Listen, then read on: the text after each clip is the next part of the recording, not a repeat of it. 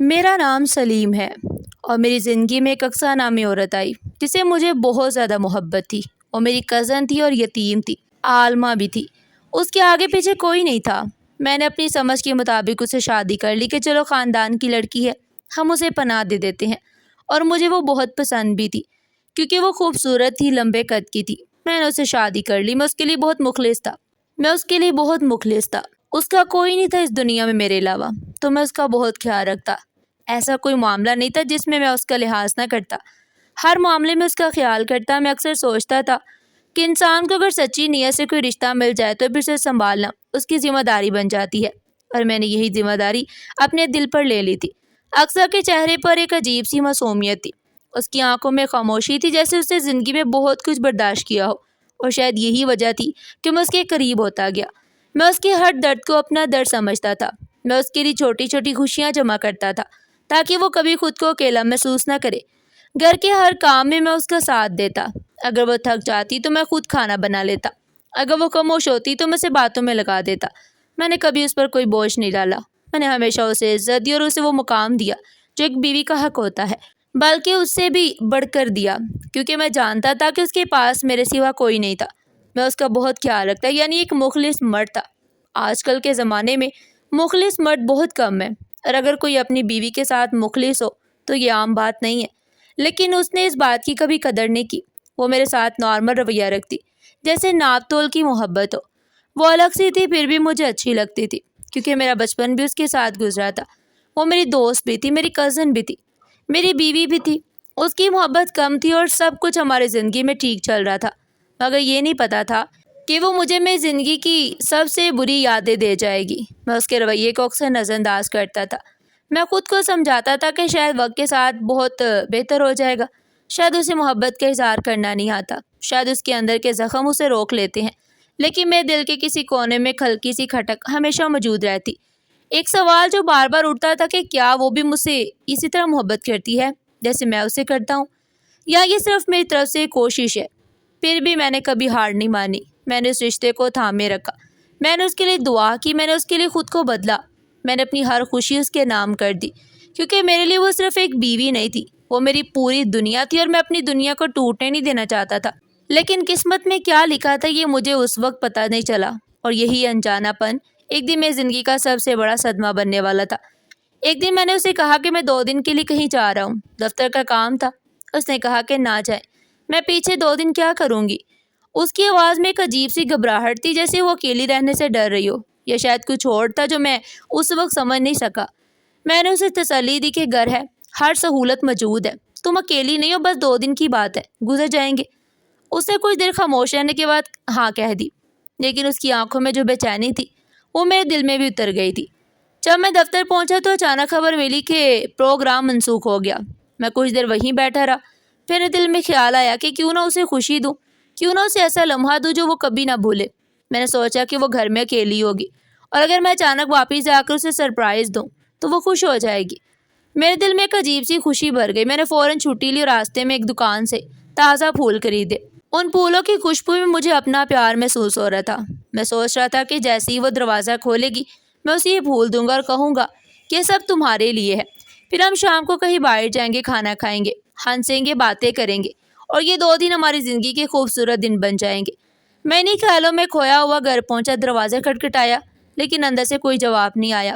دوبارہ دستک دی، پھر بھی خاموش رہی۔ میرے دل میں ہلکی سی تشویش پیدا ہوئی، لیکن میں نے خود کو سنبھالا۔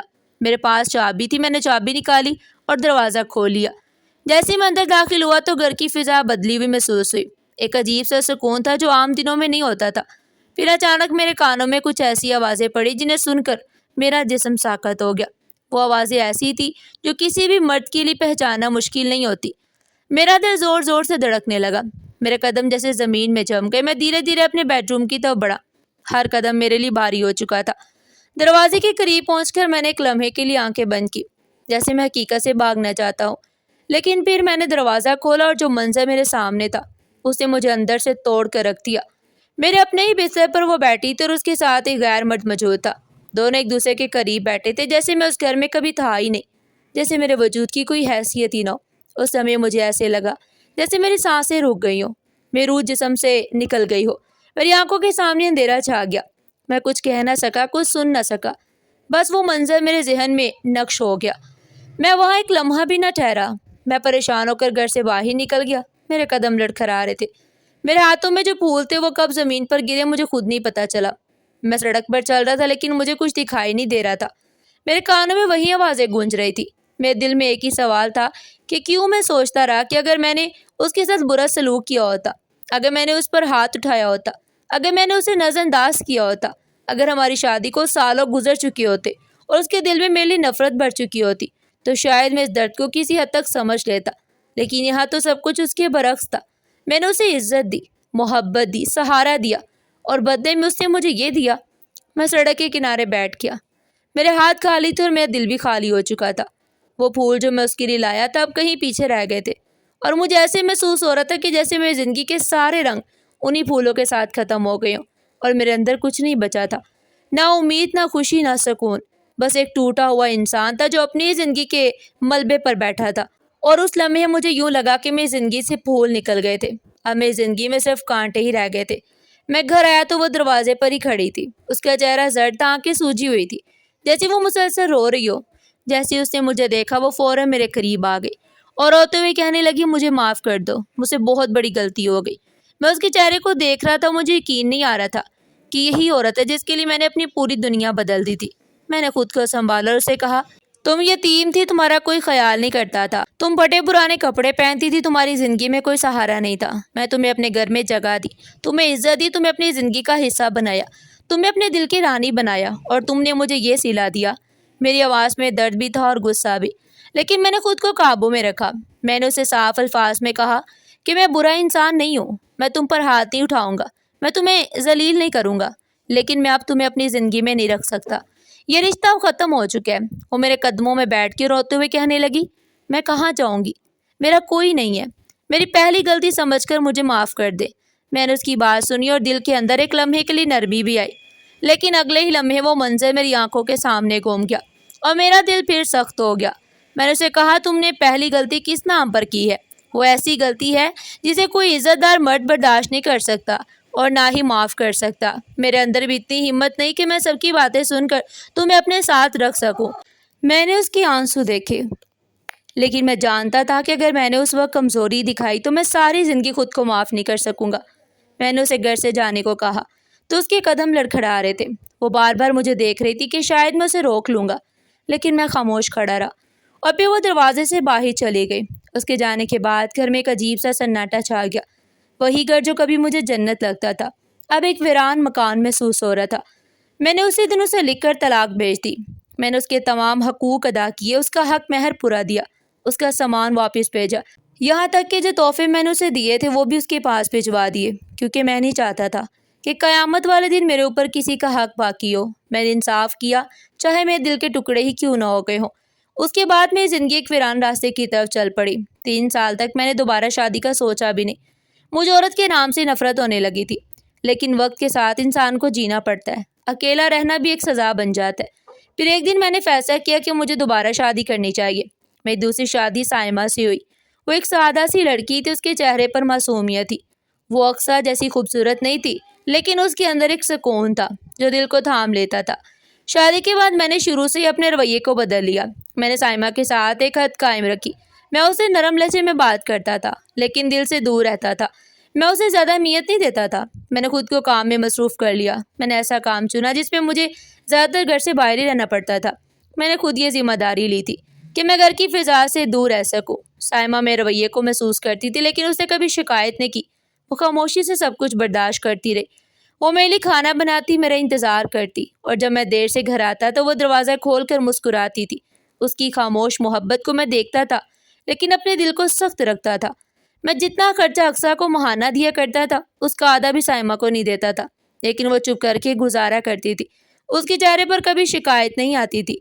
وہ ہمیشہ خاموش رہتی تھی، جیسے اس نے اپنی خواہشوں کو خود ہی کہیں دبا دیا ہو۔ میں کبھی اس کی ضروریات کے بارے میں سوچتا بھی نہیں تھا۔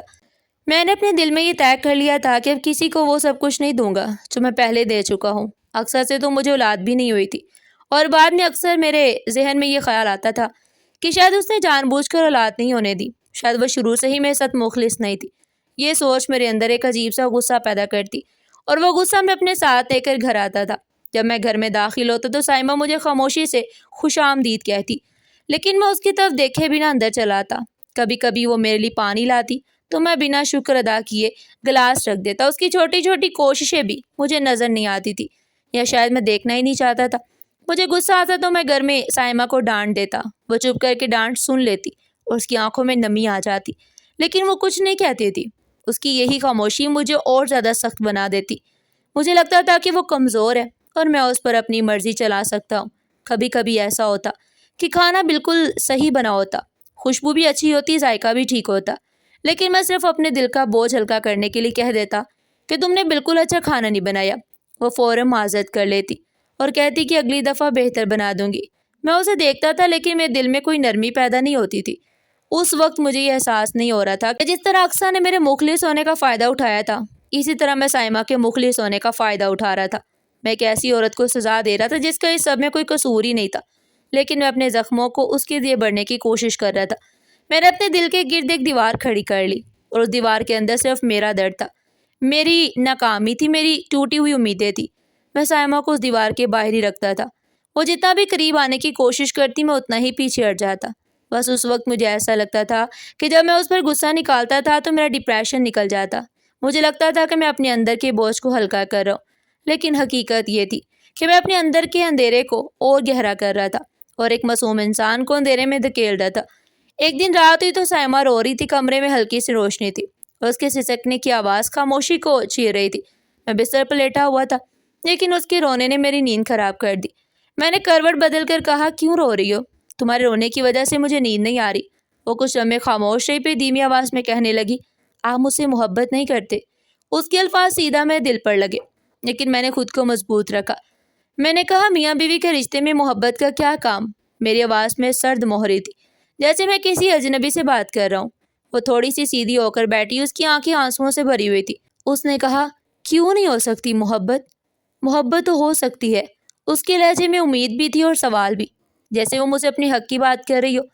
میں نے ایک ٹھنڈی سانس لی اور کہا، میں نے ایک دفعہ محبت کی تھی اور مجھے منہ کے بل گرایا گیا تھا۔ اس کے بعد سے مجھے کسی سے بھی محبت نہیں ہے۔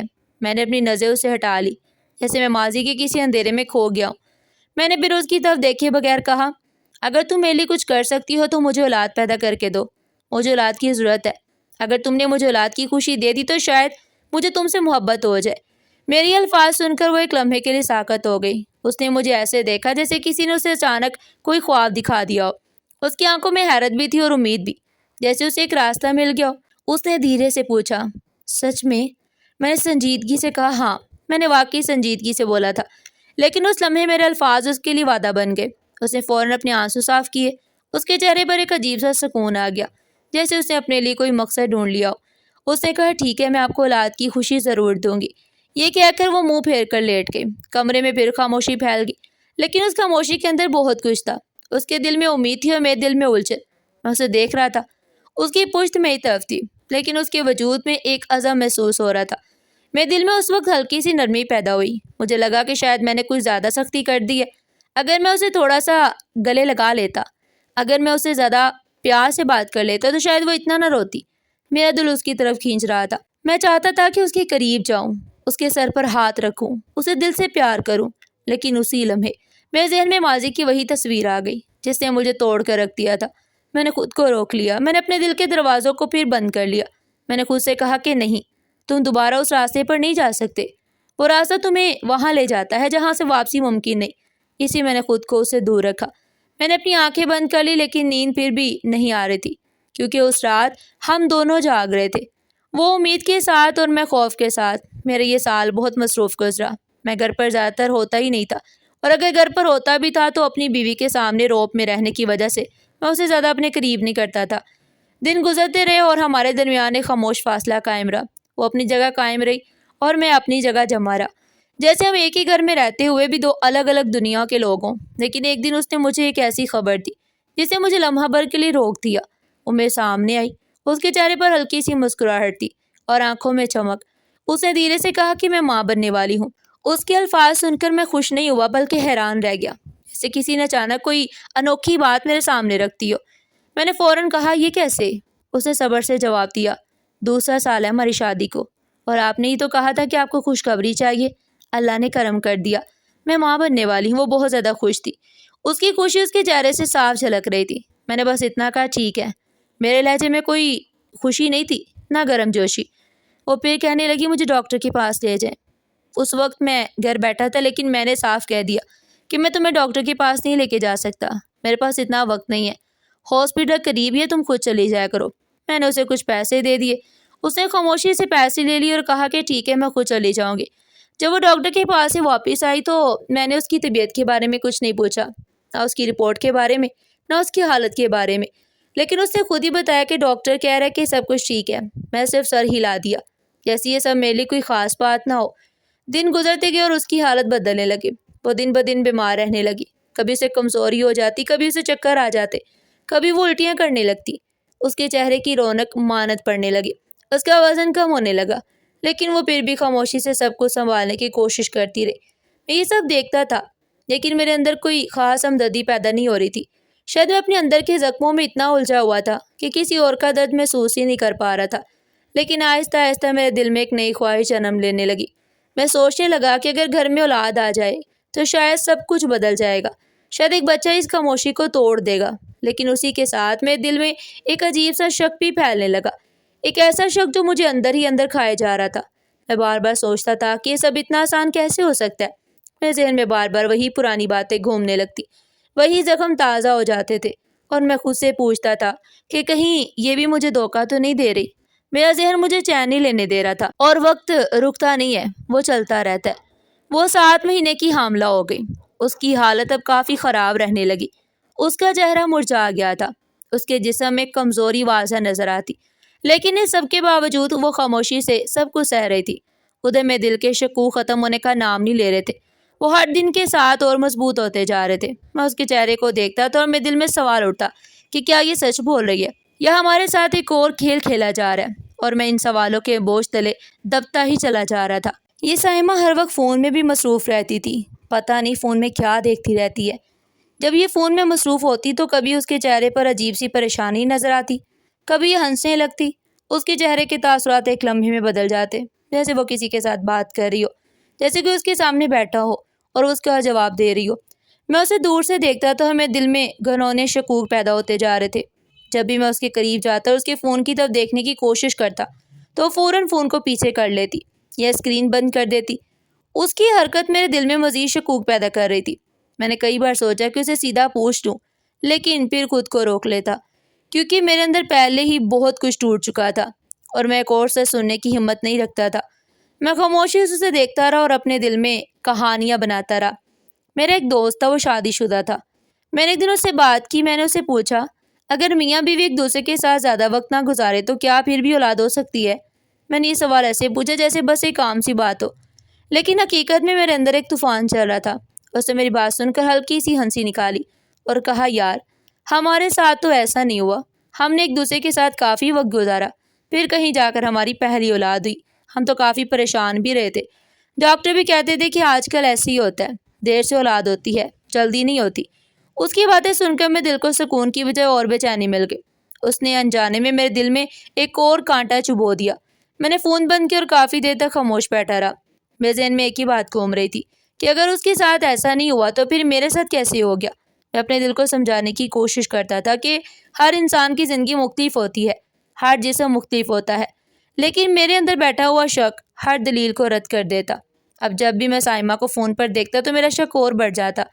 मैं सोचता था कि वो किसी से बात कर रही है, वो मुझसे कुछ छुपा रही है। उसके चेहरे के बदलते हुए तासुरात मेरे लिए एक राज बन चुके थे जिसे मैं हल करना चाहता था, लेकिन हिम्मत नहीं कर पा रहा था। मैं उसके हर अमल को शक की नज़र से देखने लगा था। उसकी खामोशी भी मुझे अजीब लगती थी, उसकी मुस्कुराहट भी मुझे खटकती थी, और उसका फ़ोन इस्तेमाल करना तो जैसे मेरे दिल में एक तूफ़ान खड़ा कर देता। मेरे दोस्त ने शायद आम सी बात कही, लेकिन उसकी बात ने मेरे अंदर के ज़ख्मों को फिर से ताज़ा कर दिया था, और अब मेरा दिल ये मानने को तैयार ही नहीं था कि सब कुछ ठीक हो सकता है। मुझे हर तरफ धोखा नज़र आ रहा था। एक दिन तो हद ही हो गई। मैंने अपनी बीवी को देख लिया, वो कोई पर्ची छुपा रही थी। वो कमरे के कोने में बैठी थी, उसके हाथ में एक छोटी सी पर्ची थी जिसे वो बड़ी तवज्जो से देख रही थी। उसके चेहरे पर संजीदगी थी, जैसे वो कोई अहम बात पढ़ रही हो। जैसे ही मेरी नज़र उस पर पड़ी, उसके चेहरे के तासुरात बदल गए। اسے فوراً وہ پرچی دونوں ہاتھوں کے پیچھے چھپا لی، جیسے کہ وہ بچہ اپنی غلطی چھپانے کی کوشش کرتا ہے۔ میرے دل میں پہلے ہی شک کا ایک طوفان برپا تھا، اور اس لمحے اس کی حرکت اس طوفان کو اور تیز کر گئی۔ میں سخت لہجے میں کہا، کیا ہے تمہارے ہاتھ میں؟ وہ گھبرا گئی، اس کی آنکھوں میں خوف صاف جھلک رہا تھا۔ اس نے جلدی سے کہا، نہیں کچھ نہیں، کچھ بھی نہیں ہے میرے پاس۔ اس کی آواز میں کپکپاہٹ تھی، جیسے وہ کچھ سچ چھپا رہی ہو۔ میں نے ایک قدم اس کی طرف بڑھایا اور کہا، نہیں کچھ تو ہے تمہارے پاس، بتاؤ، دکھاؤ کیا چھپا رہی ہو۔ میں نے اتنی زور سے آواز بلند کی کہ وہ پیچھے ہٹنے لگی، لیکن میں نے غصے میں اس کا ہاتھ پکڑ لیا اور زور سے وہ پرچی اس کے ہاتھ سے چھین لی۔ اس لمحے مجھے یہ بھی احساس نہیں ہوا کہ اگر وہ گر جاتی تو اس کی حالت خراب ہو سکتی تھی، لیکن وہ بچ گئی۔ اس نے خود کو سنبھال لیا، میرے ہاتھ میں وہ پرچی تھی اور میرا دل تیز سے دھڑک رہا تھا۔ میں جب اس پر نظر ڈالی تو اس پر ڈاکٹر فیضان کا نام لکھا تھا، وہی ڈاکٹر فیضان جو ہمارے قریبی ہاسپٹل میں بیٹھتا تھا۔ میں نے اس کا نام کئی بار ہاسپٹل کے باہر بورڈ پر دیکھا۔ اس ایک نام نے میرے اندر کے تمام شکوک کو جیسے یقین میں بدل دیا۔ میں نے فوراً سائمہ کی طرف دیکھا اور غصے سے کہا، اگر مجھے تمہارے بارے میں کوئی الٹی سیدھی حرکت پتہ چلی نا تو تمہاری خیر نہیں۔ میری آواز میں دھمکی بھی تھی اور ٹوٹا ہوا اعتماد بھی۔ وہ میری طرف بڑی، اس کی آنکھوں میں آنسو تھے۔ اس نے کہا، میری بات تو سنیں، لیکن اس وقت میرے کان سننے کے لیے تیار نہیں تھے۔ وہ مجھے روکنے کی کوشش کرتی رہی، لیکن میں غصے میں گھر سے باہر نکل گیا۔ میرے ذہن میں ایک ہی بات گونج رہی تھی کہ یہ سب کچھ صاف صاف دھوکہ ہے۔ میں نے خود سے فیصلہ کر لیا کہ اب میں سچ جان کر ہی رہوں گا، چاہے کچھ بھی ہو جائے۔ میں تیزی سے ہاسپٹل کی طرف بڑھا۔ راستے میں میرے قدم تیز تھے اور سانسیں بھاری تھی۔ میرے دل میں غصہ بھی تھا اور ایک عجیب سا خوف بھی، جیسے میں کسی ایسے سچ کے قریب جا رہا ہوں جو میری باقی ماندہ زندگی کو بھی تباہ کر دے گا۔ جب میں ہاسپٹل پہنچا تو سیدھا اس کمرے کی طرف کیا جہاں ڈاکٹر فیضان بیٹھتا تھا۔ دروازے کے باہر کھڑے ہو کر میں نے خود کو سنبھالنے کی کوشش کی۔ غصہ میرے اندر ابل رہا تھا، لیکن مجھے یاد تھا کہ سامنے بھی ایک مرد ہے اور بات سمجھداری سے کرنی ہوگی۔ میں نے گہری سانس لی اور شیشے والے دروازے سے اندر جھانکا۔ اسے میں دل میں جلتی ہوئی آگ پر مزید تیل ڈال دیا۔ ڈاکٹر کے ہاتھ میں ایک رپورٹ تھی اور اس رپورٹ پر میری بیوی کا نام لکھا ہوا تھا۔ وہ پوری توجہ کے ساتھ اس رپورٹ کو دیکھ رہا تھا۔ میں دل میں سوچا کہ ادھر یہ میری بیوی کی رپورٹ ہاتھ میں لیے بیٹھا ہے اور ادھر میری بیوی گھر میں ہے۔ یہ کیسے ہو سکتا ہے کہ مریض موجود نہ ہو اور ڈاکٹر اس کی رپورٹ کو اتنی توجہ سے دیکھ رہا ہو؟ ضرور ان دونوں کے درمیان کچھ نہ کچھ چل رہا ہے، ضرور کوئی بات ہے جو مجھ سے چھپائی جا رہی ہے۔ میرا شک اب یقین میں بدل چکا تھا۔ اب میرے اندر غصہ اپنے عروج پر تھا، لیکن پھر بھی میں نے خود کو قابو میں رکھا۔ میں دروازہ کھولا، اندر داخل ہو گیا۔ کمرے میں عجیب سا سکون تھا، لیکن میرے اندر طوفان برپا تھا۔ میں سیدھا اس کی طرف دیکھتے ہوئے کہا، آپ ہی ہیں ڈاکٹر فیضان؟ اس نے سر اٹھایا اور سکون سے جواب دیا، جی میں ہی ہوں۔ اس کی آواز میں کوئی گھبراہٹ نہیں تھی، جس سے میرے اندر کے طوفان کا اندازہ ہی نہ ہو سکا۔ میں نے اپنا نام بتایا۔ اس نے فوراً کہا، کہیں آپ سائمہ کے شوہر تو نہیں ہیں؟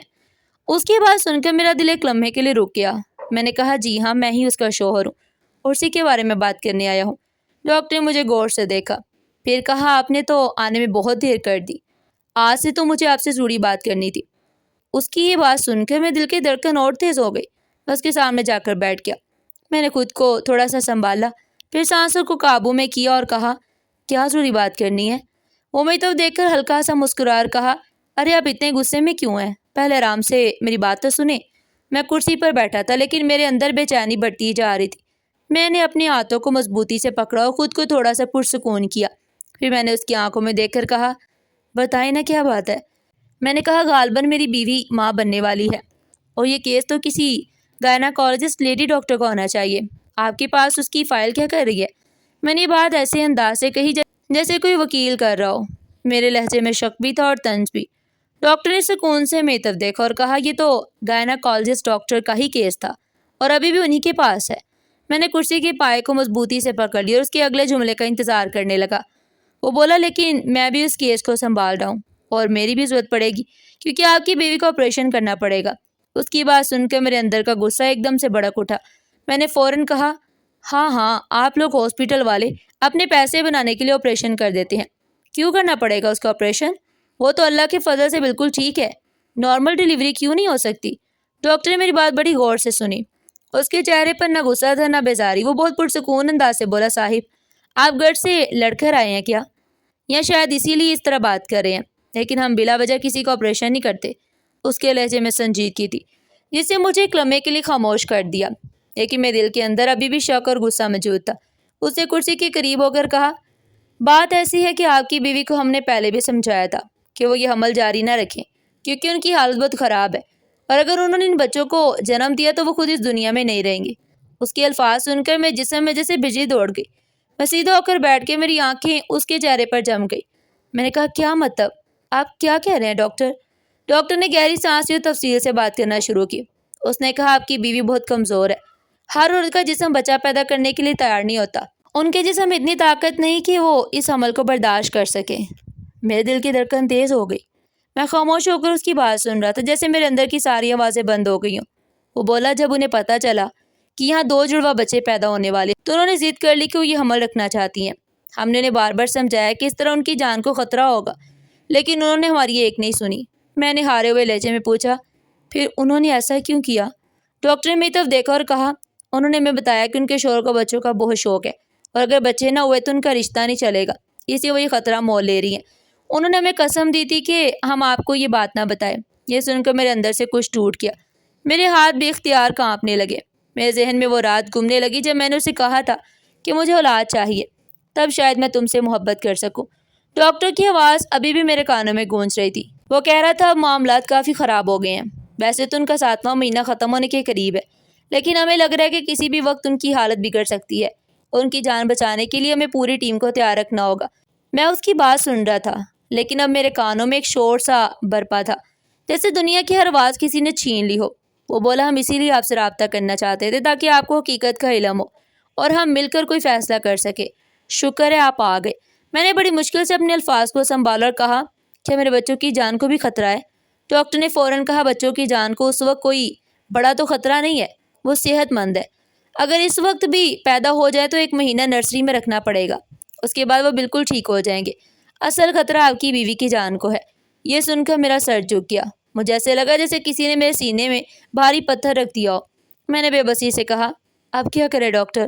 ڈاکٹر نے سنجیدگی سے جواب دیا، اب کافی دیر ہو چکی ہے۔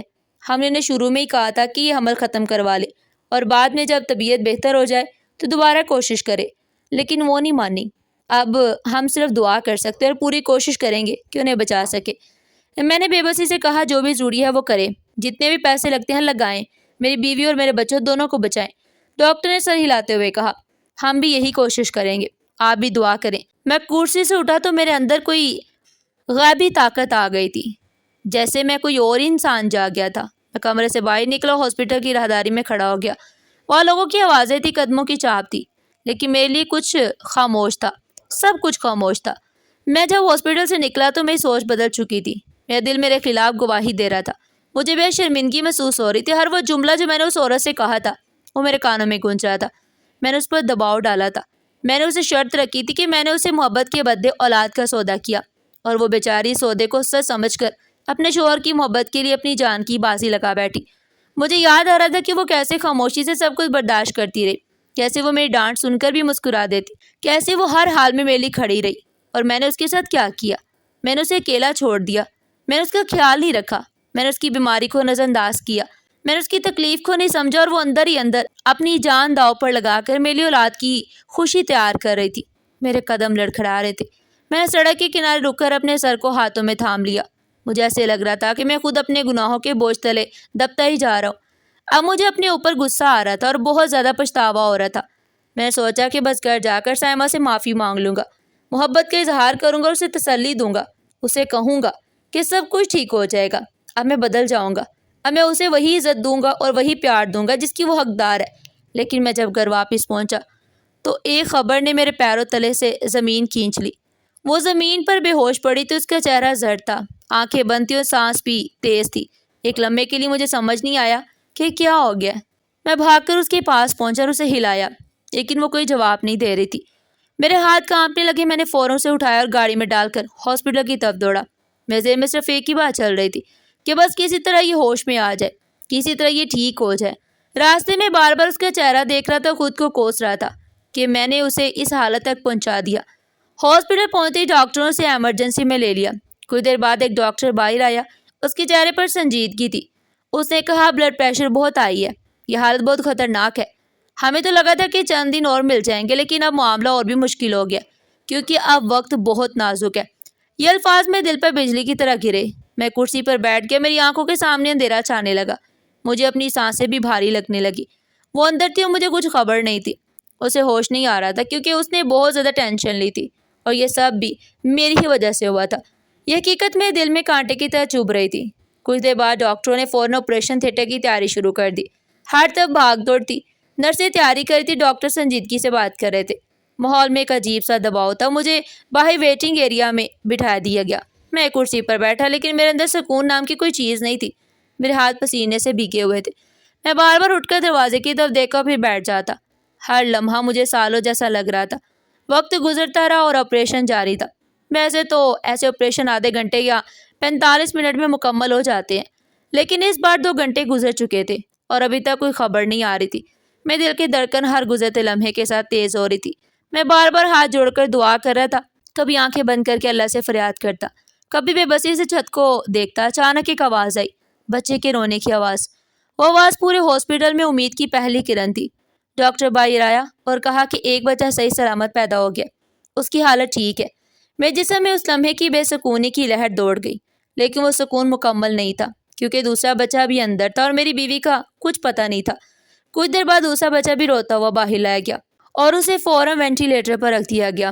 دونوں بچے زندہ تھے، صحت مند تھے، لیکن میری نظر صرف ایک ہی دروازے پر تھی جہاں میری سائمہ اندر تھی۔ اب اس کے بارے میں کوئی خبر نہیں آ رہی تھی اور وقت جیسے تھم سا گیا۔ ہر لمحہ باری ہو گیا۔ میں باہر بینچ پر بیٹھا تھا، لیکن میری روح اندر جا رہی تھی۔ میں بار بار خود سے کہہ رہا تھا یہ سب میری وجہ سے ہوا ہے۔ مجھے وہ لمحے یاد آ رہے تھے جب وہ میرے لیے کھانا بناتی تھی، جب وہ خاموشی سے میری ڈانٹ سنتی تھی، جب وہ ہر سختی کے باوجود مسکرا دیتی تھی۔ اور میں نے اس کے ساتھ کیا کیا؟ میں نے اسے اکیلا چھوڑ دیا، میں نے اسے خوف میں رکھا، میں نے اسے محبت کے بدلے شرط دی، اور وہ بیچاری اس شرط کو پورا کرنے کے لیے اپنی جان داؤ پر لگا بیٹھی۔ میں دل ہی دل میں دعا کر رہا تھا، میری آنکھوں سے آنسو مسلسل جاری تھے۔ میں بار بار کہہ رہا تھا، اے اللہ، ایک بار، بس ایک بار اسے بچا لے، میں اسے کبھی دکھ نہیں دوں گا، میں اسے اپنی زندگی سے زیادہ رکھوں گا، میں اسے اتنا خوش رکھوں گا کہ اس کی آنکھوں میں کبھی آنسو نہیں آئے۔ میری حالت ایسی ہو چکی تھی کہ مجھے کسی کی پرواہ نہیں تھی، بس ایک ہی چیز چاہیے تھی، اس کی زندگی۔ میں سجدے میں گرنے کو تیار تھا، بس وہ زندہ رہے، اور میں اسی بے بسی کے عالم میں ویٹنگ روم میں بیٹھا تھا جہاں ہر سیکنڈ قیامت بن چکا تھا۔ میرے بچے تو ٹھیک تھے، لیکن میری بیوی کا معاملہ بہت خراب تھا۔ اسے فوراً ICU میں منتقل کیا گیا۔ ڈاکٹر نے بتایا کہ اس کا بلڈ پریشر بہت زیادہ بڑھ چکا ہے اور جسم انتہائی کمزور ہو چکا ہے۔ ہر لمحہ اس کی حالت نازک تھی۔ میں باہر کھڑا صرف یہی سوچ رہا تھا کہ کسی طرح یہ بچ جائے، چاہے مجھے سب کچھ بھی دینا پڑے۔ میں کچھ نہیں چاہتا تھا، بس اس کی زندگی۔ وقت بہت بھاری تھا۔ ڈاکٹر بار بار آتے جاتے رہے، کوئی بھی یقین سے کچھ نہیں کہہ رہا تھا، صرف یہی کہتے رہے کہ اگلے 48 گھنٹے بہت کرٹیکل ہیں، صرف دعا کریں۔ میں ہر وقت اس کے دروازے کے باہر کھڑا رہتا، کبھی بیٹھ جاتا، کبھی اٹھ جاتا۔ مجھے اپنے جسم کا ہوش نہیں تھا۔ پھر آہستہ آہستہ ایک معجزہ ہوا، اس کی حالت میں بہتری آنے لگی، وہ ہوش میں آ گئی۔ ڈاکٹر نے کہا کہ خطرہ بھی ٹلا نہیں، لیکن اب امید ہے۔ میں نے پہلی بار سکون کی سانس لی، لیکن وہ مکمل سکون نہیں تھا، کیونکہ ابھی بھی وہ مکمل محفوظ نہیں تھی۔ اس کے بعد اسے تقریباً 1 مہینہ ہاسپٹل میں رہنا پڑا۔ بچے بھی وینٹیلیٹر میں رہے، وہ بھی 1 مہینے نگرانی میں رہے۔ اس پورے مہینے میں میری زندگی صرف ہاسپٹل کے چکر لگانے تک ہی محدود رہی۔ پھر آخر کار وہ دن آیا جب میری بیوی گھر واپس آئی۔ اس کی حالت پہلے جیسی نہیں تھی، وہ کمزور تھی لیکن زندہ تھی۔ بچے بھی ٹھیک ہو گئے، گھر میں دوبارہ زندگی لوٹ آئی تھی۔ لیکن اس سب کے بعد بھی میں ہر لمحہ شکر ادا کرتا تھا۔ میری دونوں بیٹیاں بھی ٹھیک تھیں اور میری بیوی بھی زندہ تھی۔ میں نے اس کے بعد پوری کوشش کی کہ اسے کبھی کوئی تکلیف نہ ہو۔ میں نے اس کا اتنا خیال رکھا کہ وہ خود بھی حیران رہ گئی۔ وہ کہتی تھی تم بدل گئے ہو، اور میں خاموش رہتا تھا، کیونکہ مجھے معلوم تھا کہ میں بدل نہیں رہا، بس اپنے گناہوں کا کفارہ ادا کر رہا ہوں۔ ایک دن میں نے ہمت کر کے اسے سب کچھ بتا دیا، جو ڈاکٹر نے مجھ سے کہا تھا اور جو میں نے سوچا تھا۔ اسے میری بات سن کر کہا، آپ مجھے پہلے ہی دن بتا دیتے۔ میں نے اسے دیکھا اور کہا، تم میری خوشی کے لیے اپنی جان پر کھیل گئی، یہ بات میں کبھی نہیں بھول سکتا۔ میں نے کہا، سچ کہتے ہیں مرد کو مخلص عورت ایک ہی بار ملتی ہے، اور تم میری زندگی کی مخلص عورت ہو، میں تمہیں کبھی تنہا نہیں چھوڑوں گا۔ اس دن کے بعد میری زندگی بدل گئی۔ میں نے اس کے ساتھ ایک نئے سرے سے رشتہ بنایا، محبت کے ساتھ، عزت کے ساتھ۔ اب اس سب کو 2 سال گزر چکے ہیں، بچے 2 سال کے ہو گئے ہیں، وہ چلتے ہیں، بھاگتے ہیں، ماما بابا بولتے ہیں، گھر میں ہر وقت رونق لگی رہتی ہے۔ میری بیوی پہلے سے بہتر، اللہ کا شکر ہے کہ سب ٹھیک ہے۔ لیکن ان سب لمحوں کی یاد آج بھی میرے دل میں زندہ ہے، جب مجھے لگا تھا کہ میری ساری زندگی برباد ہو جائے گی۔ ان لمحوں نے مجھے یہ سکھایا کہ ہر انسان برا نہیں ہوتا، اور بھروسہ کرنا غلط نہیں ہوتا۔ اصل غلطی بھروسہ توڑنے والے کی ہوتی ہے۔ اسی بھروسہ سوچ سمجھ کر کرنا چاہیے اور دل میں یہ بات ہونی چاہیے کہ معافی اور نرمی انسان کو اندر سے مضبوط بناتی ہے۔ اور میں نے یہ بھی سیکھا ہے کہ ہم اللہ سے معافی مانگتے ہیں لیکن دوسروں کو معاف نہیں کرتے، حالانکہ معاف کرنا ہی اصل سکون ہے۔ میں نے اپنے دل کی تلخی بھی آہستہ آہستہ نکال دی، کیونکہ جو ہونا تھا وہ ہو گیا۔ اب نفرت کے ساتھ زندگی نہیں گزرتی۔ آخر میں یہی سمجھ آیا کہ سکون صرف تب ملتا ہے جب انسان دل کو صاف کر لے اور اللہ پر بھروسہ رکھے۔ ناظرین، آپ کو ہماری آج کی یہ کہانی کیسی لگی؟ کمنٹ سیکشن میں اپنی قیمتی رائے کا اظہار ضرور کیجیے گا، اور اس طرح کی مزید سبق آموز کہانیاں سننے کے لیے چینل کو سبسکرائب کریں، ویڈیو کو لائک کریں اور زیادہ سے زیادہ شیئر کریں۔ پھر ملتے ہیں ایک نئی اور سبق آموز کہانی کے ساتھ۔ تب تک کے لیے اپنا اور اپنے پیاروں کا بہت سارا خیال رکھیے گا۔ شکریہ۔ اللہ حافظ۔